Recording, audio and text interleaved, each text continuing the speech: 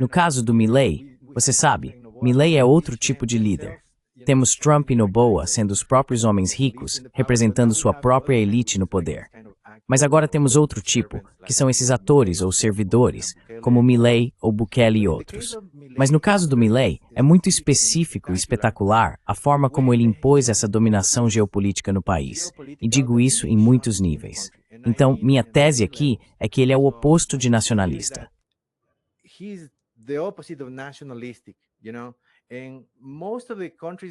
E a maioria dos países e movimentos que são perseguidos no continente são os movimentos nacionalistas, porque o império, se preferir, ou a máquina, ou as corporações, não querem que os países menores criem suas próprias empresas e concorram com eles. Eles não querem que esses países agreguem valor aos seus produtos básicos, como a Bolívia, por exemplo. Quando a Bolívia começou a tentar fazer isso e construir indústrias em torno do cobre, foi aí que os problemas começaram. Agora na Argentina temos algo semelhante. Eles estão destruindo a economia local, a indústria local, a cultura local, apenas para transformar o país em um exportador de matérias-primas, só para poderem tirar o cobre, o petróleo, a água da Argentina. E eles completamente, desculpe. A Argentina é praticamente uma única da BlackRock nesse momento. Sim, sim. Eles estão impondo um modelo para extrair o que resta dos recursos, ignorando completamente o povo.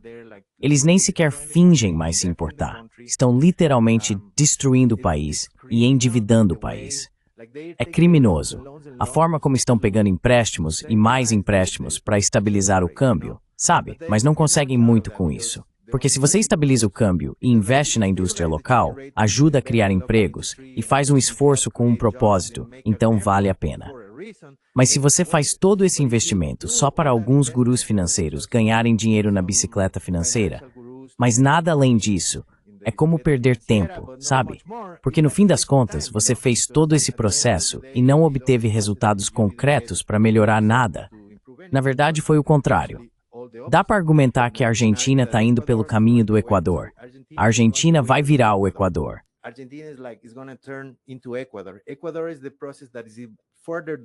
O Equador é o país que está mais avançado nesse processo de decomposição e nessa falta de investimento na sociedade, sabe, no Estado.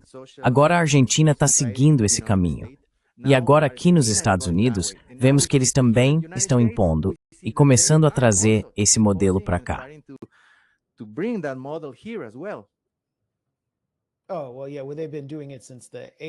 Bem, eles vêm fazendo isso desde os anos 80, especialmente desde a queda do Bloco Socialista. Aqui isso foi turbinado. Agora o que estão fazendo nos Estados Unidos é trazer um aparato de repressão total e normalizar o uso do exército e da polícia secreta em nossas cidades sob o governo Trump. Trump está prestes a ocupar Chicago, usando uma base naval na região como base para a ocupação. Eles já estão em Washington, D.C. A Guarda Nacional está por aí tirando fotos de pessoas recolhendo lixo, mas eles são apenas uma cobertura para a polícia secreta e o ICE. E o objetivo do ICE é, aparentemente, a imigração, mas tem um objetivo muito mais profundo, que vai além disso, relacionado à repressão de dissidências.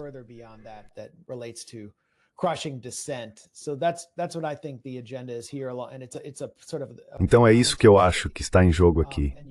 E é uma espécie de... é um estado Palantir. E você documentou, Oscar, como Javier Milei está implementando, aprovou novas leis anti-protesto, prevendo manifestações contra a austeridade. Mas ele pode estar com os dias contados. Quero dizer, esse foi Javier Milei em um comício recente, sendo atingido por pedras.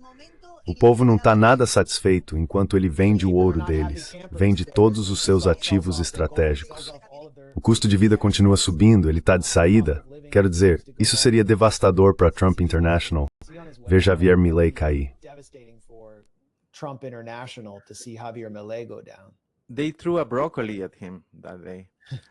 Eles jogaram um brócolis nele naquele dia. Então sim, acho que ele está de saída, porque tem criado muitos inimigos dentro da própria coalizão e na sociedade argentina, já que tem mirado em aposentados e crianças, deixando todo mundo irritado, e não tem muito que mostrar em troca. E além disso, no dia seguinte àquelas imagens, surgiu um novo escândalo. Basicamente, envolvia o melhor amigo e advogado de Milei, alguém que trabalha com ele regularmente. Na verdade, é a pessoa que mais entrou na Casa Rosada, o equivalente à Casa Branca em Estados Unidos. Pink House, which is like the White House, in the United States. In Argentina, they have the Pink House. So he's the one who has. Na Argentina, eles têm a Casa Rosada. Então ele é quem mais foi lá. O nome dele é Diego Espagnolo. Ele falou, não tenho certeza se ele queria falar inicialmente ou se apenas estava confidenciando algo para alguém e acabou sendo gravado, ou se realmente estava tentando evitar isso. Mas basicamente disse que estava alertando Milei sobre a grande corrupção e que a própria irmã de Milei estava envolvida nisso. E então foi gravado que ela recebe 5% de cada contrato assinado entre o Estado e os fornecedores que atendem pessoas com deficiência, basicamente. Ou seja, ela pega 5% de cada um desses contratos. So she takes 5% of each of those contracts. And this is the second time Karina Milei is being. E é a segunda vez que Karina Milei é exposta como alguém que aceita suborno direto. Você se lembra do Hayden Mark Davis, o cara do escândalo das criptomoedas? Ele disse algo como, eu dou dinheiro para a irmã dele e ele faz o que eu quiser, ou algo assim. Foi uma linguagem bem pesada. Então essa é a segunda vez que isso acontece.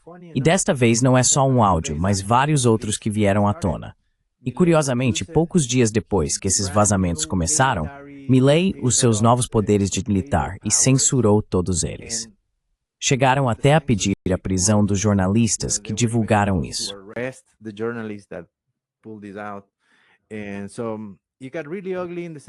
Então a situação ficou realmente feia, no sentido de que ele usou o Estado para abafar isso. Mas ao mesmo tempo, como já tinha vindo à tona e ele está usando o Estado para calar as pessoas, é como os arquivos do Epstein aqui. Quanto mais tentam esconder, mais as pessoas ficam tipo, ué, como assim? Então é a mesma coisa agora na Argentina. Esse é um escândalo em que ela leva 3% para casa e divide os outros 2% com o filho do Carlos Menem, aliás.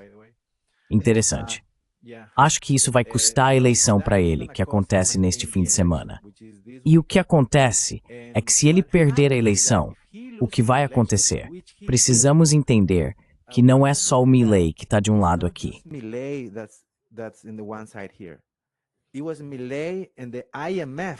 Foi Milei e o FMI trabalhando juntos, de mãos dadas, para ajudar Milei a chegar às eleições com uma perspectiva econômica favorável, o que não aconteceu de qualquer forma. Mas parte do empréstimo e muitas coisas que aconteceram ao longo do processo foram especificamente para o FMI ajudar a Milei a derrotar o kirchnerismo. E essa foi a segunda vez que eles fizeram isso. O FMI, quero dizer. Porque também fizeram o mesmo com Macri, e também não funcionou. E desta vez, eles estavam agindo como se quisessem que Milei seguisse as regras. O FMI, quero dizer. E disseram a Milei que ele não poderia usar o dinheiro para a bicicleta financeira, que expliquei antes. Você sabe, eles usam dinheiro para estabilizar a taxa de câmbio.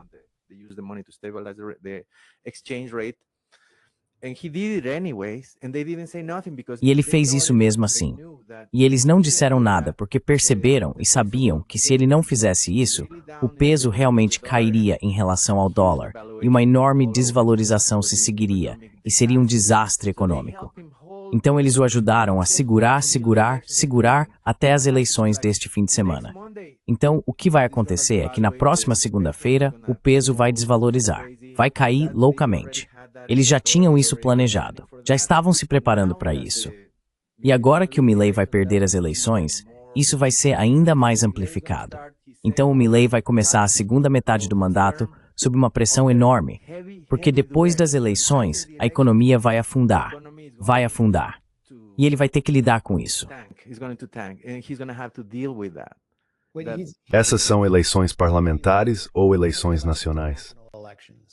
Parlamentar, sim. Então, depois das eleições parlamentares, que a facção dele vai perder, a economia vai direto para o inferno. E isso provavelmente vai levar à queda definitiva do Milei. E eu não gostaria de sucedê-lo. Vá em frente, Diego.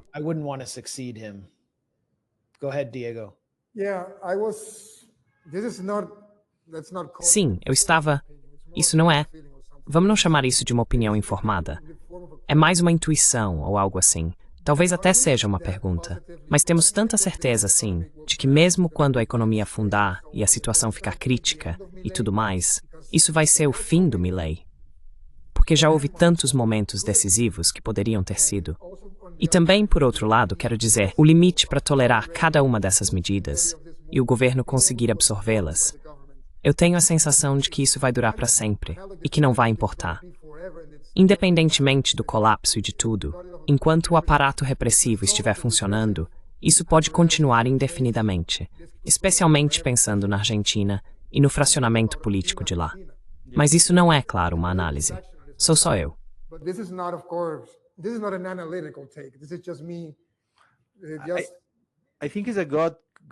Acho que é uma boa intuição. Quero dizer, ele pode não cair no sentido de deixar a presidência. Pode ser que sim, mas pode ser que não. Mas ele pode ficar seriamente prejudicado na segunda metade do mandato porque conseguiu fazer o que fez no primeiro mandato, basicamente porque tinha carta branca. Ou seja, tinha o Congresso para aprovar suas propostas. E até mesmo os peronistas acabaram trabalhando com ele em certas questões para facilitar que as coisas acontecessem. É por isso que a classe trabalhadora e os movimentos sindicais estão irritados com os peronistas. Isso também está no documentário. Mas sabe, sem esses poderes de fato de poder governar por decreto, o escopo de ação do Milei vai ser realmente limitado e cortado. Mas temos um elemento que precisamos entender aqui. Milei é a ferramenta econômica.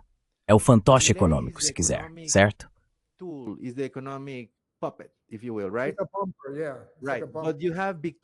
Mas você tem Victoria Villarruel, que é a vice-presidente. Ela é marionete de outro grupo.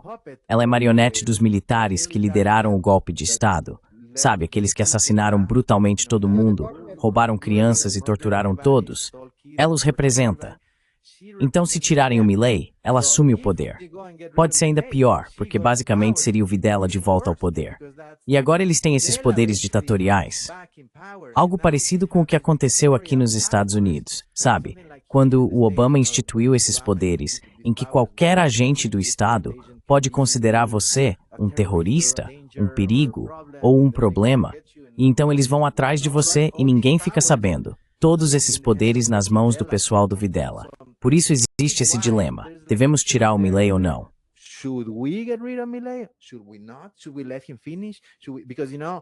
Devemos deixá-lo terminar? Porque você sabe, é uma dança delicada, como você apontou, porque os apoiadores do Milei também são pessoas muito importantes. Quero dizer, não só o Império Americano e as corporações americanas, mas também o establishment argentino. Você sabe, os sionistas são muito influentes na Argentina. Temos Elstein, há vários dos mais ricos do país que vêm do movimento sionista, e eles apoiam Milei de forma direta e muito forte. Então temos esses dois grupos importantes. A sociedade e o establishment orientados para os Estados Unidos e o Ocidente fora da Argentina, mas também os sionistas e alguns no. E todos que acreditam nos militares, sabe? E no Videla e todos eles também apoiam Milei e Villarruel, obviamente.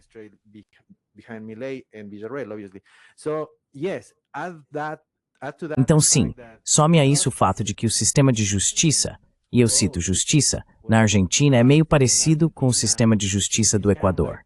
Sabe, é só uma questão de quem você quer que vença. Quero dizer, o que é bom para você, me pague aqui ou por fora. É assim que funciona. Caso contrário, o Milei já teria sido derrubado depois do escândalo do fígado. Na verdade, na Argentina, eles confiam mais que algo aconteça com o Milei nos Estados Unidos do que na própria Argentina. Com certeza. Então, de qualquer forma, isso pode ser a única coisa que aconteça. Então você tem um grande golpe, mas ao mesmo tempo ele vai sair muito machucado. E machucado depois dessas eleições, eu acho. Diego, a menos que você queira acrescentar algo, eu queria fazer uma última pergunta.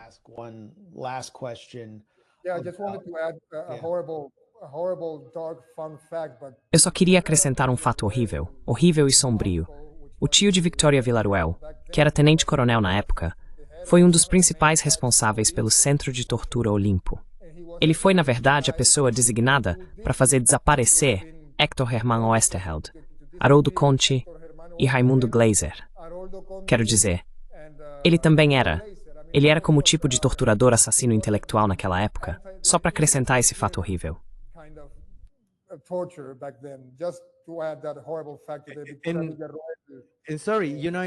E desculpe, sabe, eles costumavam ter um Ford Falcon verde, para levar pessoas e fazê-las desaparecer. E agora eles estão usando isso. Eles estão usando os Ford Falcons. Não só um dos entrevistados no nosso documentário tirou uma foto dentro de um deles, quero dizer, um dos ideólogos, um dos influenciadores, mas também eles realmente estão usando, quero dizer, o Estado. Eles estacionaram um Ford Falcon verde na frente da casa do Jorge Rial. Jorge Rial é o jornalista que vazou o escândalo recentemente, o escândalo Karina Gate. Foi ele quem divulgou. Então, quando quiseram calá-lo, estacionaram um Ford Falcon na frente da casa dele.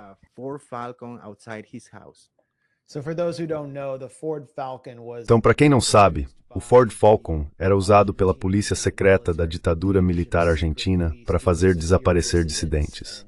Quando um Ford Falcon aparecia na sua casa, você estava em apuros. A Ford, na verdade, mantinha uma fábrica, se não me engano, em Buenos Aires, que foi usada como campo de tortura. Por isso, é meio chocante e assustador que ele tenha voltado como símbolo. Agora, os argentinos se veem diante de uma escolha entre os golpes com criptomoedas do presidente e os ecos da guerra suja da vice-presidente. É uma escolha dura.